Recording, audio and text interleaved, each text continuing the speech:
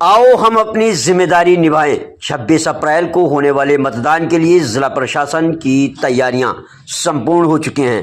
अब आपकी जिम्मेदारी बाकी है। मतदान के लिए सुबह 7 बजे से शाम 6 बजे तक अपने मत का प्रयोग करें। लोकसभा चुनाव 2024 के तहत मुख्य निर्वाचन अधिकारी राजस्थान प्रवीण गुप्ता ने 26 अप्रैल को दूसरे चरण के मतदान को लेकर टोंक में मतदान दलों के तृतीय प्रशिक्षण गतवांग स्थल पर रवानगी एवं अन्य आवश्यक व्यवस्थाओं का निरीक्षण किया।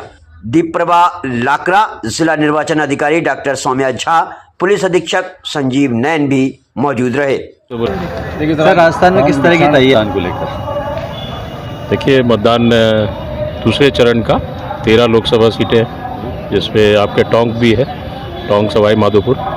निश्चित तौर पर हमारी पोलिंग पार्टी आज जा रही है। ईवीएम कमीशनिंग वगैरह सब हो चुकी थी। पोस्टल बैलेट आपने देखा सारे पड़ चुके हैं। तो अब बस रवानगी है और कल सुबह सबसे पहले 7 बजे से 6 बजे तक जो चुनाव होगा, उसके पहले 5:30 बजे से मॉक पोल होगा।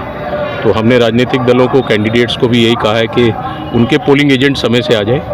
अगर पोलिंग एजेंट आ जाते हैं तो मॉक पोल जो बार बार आपके मीडिया के मार्फत भी छापा जाता है कि ईवीएम में कुछ बात है, तो वो मॉक पोल सबसे इम्पॉर्टेंट गतिविधि है। 5:30 शुरू हो जाएगी। तो आपके माध्यम से भी कहना चाहेंगे, पोलिंग एजेंट्स के हम लोगों को हमारे आरओज़ ने वो लिए हैं कि कौन कौन पोलिंग एजेंट होंगे, वो समय से आ जाएं। हमारी पोलिंग पार्टी भी जाकर उनको वहाँ बताती है गांव में कि पोलिंग एजेंट 5:30 समय से आ जाए। पोलिंग एजेंट आने के बाद मॉक पोल, जैसे अभी आप देख रहे थे कि वो 12 कैंडिडेट हैं यहाँ पर, तो 5-5 एक वोट डाल के दिखाए जाएंगे पोलिंग एजेंट को, और 60 वोट पड़ेंगे। तो इस सारी प्रक्रिया में 40 से 50 मिनट लगता है। 7 बजे हम लोग मतदान शुरू करेंगे।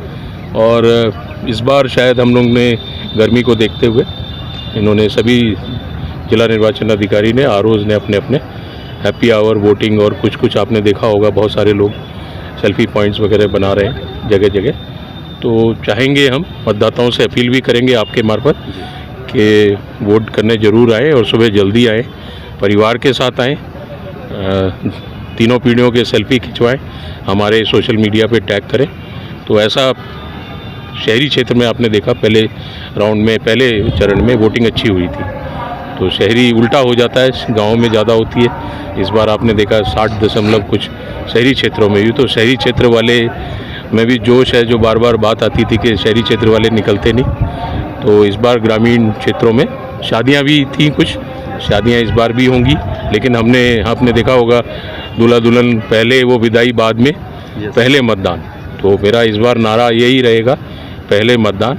शादी भी निश्चित तौर पर ज़रूरी है, लेकिन हमने उनको आइडेंटिफाई किया है सारे ज़िलों में कितनी शादियां हैं। उनको हम लोग, हमारे BLOs और हमारी जो बूथ लेवल टीम है, वो भी रिक्वेस्ट कर रही है कि पहले मतदान कर लें। समय भी मतदान का बढ़ाया गया आपके लिए, 7 से 6, सुबह 7 बजे से शाम 6 बजे तक। और एक बात और कहना चाहूँगा कि ये कुछ धारणा गलत हो जाती है कि 6 बजे आ गए तो 6 बजे हो गया, अब तो नहीं होगा या ख़त्म हो गया होगा मतदान। तो 6 बजे तक जितने लोग आ जाएंगे उनको टोकन दिया जाएगा और सभी लोग मतदान करेंगे।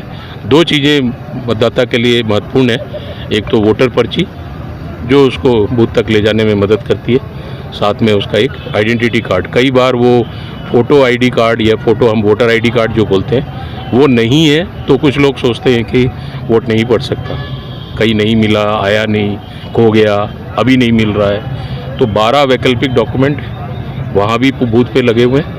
आप कोई भी उनमें से, जैसे आधार ही है, रोज़ यूज़ होता है, या बैंक पासबुक है, या आपकी पोस्ट डिपार्टमेंट की पासबुक है, या ड्राइविंग लाइसेंस है, कुछ भी यूज़ कर सकते हैं आप।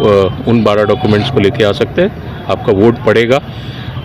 तीसरा ये है, आपसे अनुरोध रहेगा कि कुछ लोग मोबाइल लेके अंदर चले जाते हैं, तो मोबाइल वहाँ पर बाहर ही रखा जाएगा या स्विच ऑफ मोड में रहेगा। तो ये कुछ बातें हैं। पीने पानी की व्यवस्था गर्मी को देखते हुए सभी लोगों ने, जिला निर्वाचन अधिकारियों ने, जहाँ जहाँ व्यवस्था नहीं है वहाँ टैंकर्स और कैंपर्स सब, कुछ लोग अपना नींबू पानी भी रख रहे हैं। तो इस तरह से गर्मी को देखते हुए मेडिकल किट भी है। तो ये सारी व्यवस्थाएं माकूल हैं। हमारी तरफ से तैयारी पूरी है। हमारी जो बूथ लेवल टीम है पूरी, BLO से लेकर सभी कर्मचारीगण वो वोटर को आने में मदद करेंगे और उसका एहसास अच्छा हो और उसको कोई तकलीफ़ नहीं हो वोट में आने में। निवेदन इतना ही है कि जल्दी आकर मतदान करेंगे। तो गर्मी तो और क्यू के लिए भी हमने जो लाइन है, कतार है, उसके लिए भी हमने काफ़ी 1370 बूथों पर हमने 2 हिस्से कर दिए जहाँ ज़्यादा वोटर थे पूरे राज्य में। तो इस तरह से कोशिश पूरी की जा रही है कि वोटर को ज़्यादा देर ना रुकना पड़े और बैठने की व्यवस्था इस बार हम लोग अच्छे से कर रहे हैं। कमरा खुला होगा या कुर्सियाँ लगी होंगी या टेबल भी होगी। जो बैठना चाहें, जो बुजुर्ग जन हैं या बीमार हैं, उनको क्यू फ्री भी कर रहे हैं। इवन शादी वालों के लिए भी क्यू फ्री करने के लिए हमने निवेदन किया है कि सब वोटरों को बता करके इनको जाना है, ये वोट डालेंगे। और सेल्फी पॉइंट्स हैं, तो ये सब देखते हुए मुझे लगता है कि पिछले पहले चरण से जो मतदान है उसमें लोग बढ़ चढ़ कर हिस्सा लेंगे। शादियाँ भी पहले से कम है, मौसम भी अभी इतना बता रहे हैं कि 26 तारीख का ठीक ही रहेगा पश्चिमी विक्षोभ की वजह से। तो मुझे उम्मीद है कि मतदाता ज़्यादा से ज़्यादा संख्या में बाहर आएंगे। टोंक में निरीक्षण किया आपने, किस तरह से रियलिटी टेस्ट उनका किया, किस तरीके से संतुष्टि नजर आई? देखिए, सारी व्यवस्थाएं माकूल है और जो किस तरह से जो कर्मचारी है हमारा, जो पोलिंग पार्टी का सदस्य है, वो जा रहा है, उसको किस तरह से उसके वेलफेयर को देखना है। बैठ के हमने कहा है कि सब व्यवस्थाएं होनी चाहिए। आप देख रहे हैं कि इस बार ईवीएम सब टेबल पे दी जा रही है, नहीं तो वो भगदड़ मस्ती है और ईवीएम ले रहा है, एक खड़ा है, एक वो कागज़ गिर रहा है उसका, सब कुछ टेबल पे है, सब कुछ आपने देखा सुव्यवस्थित है। इस बार हमने ये वो किताब के रूप में भी उसको सारे कागज़ दे दिए अलग अलग कलर के, जिससे कि उसको कोई चुनाव कराने में कोई परेशानी नहीं हो। और उसको जब लौट के भी आए तो उसका आपने सुना कि उसकी जो टीए है वो ऑलरेडी बैंक खाते में चला जाएगा। तो ये सब बहुत छोटी छोटी चीज़ें, आके बैठेगा, वो चाय वाय मिल जाए उसको, तो वो व्यवस्थाएं यहाँ पर ऐसा लग रहा है कि आराम से ही कलेक्शन सेंटर में अभी तो जा रहे हैं, आप देख रहे हैं बैठे बैठे सब सामान मिल रहा है, आराम से देखेंगे और जाएंगे। उसी तरह से कलेक्शन सेंटर बहुत इम्पॉर्टेंट है। ईवीएम हमारी जो आएगी 17C है, 17 का है, PRO डायरी है, वो सारा देखा किस तरह से करेंगे और काउंटिंग भी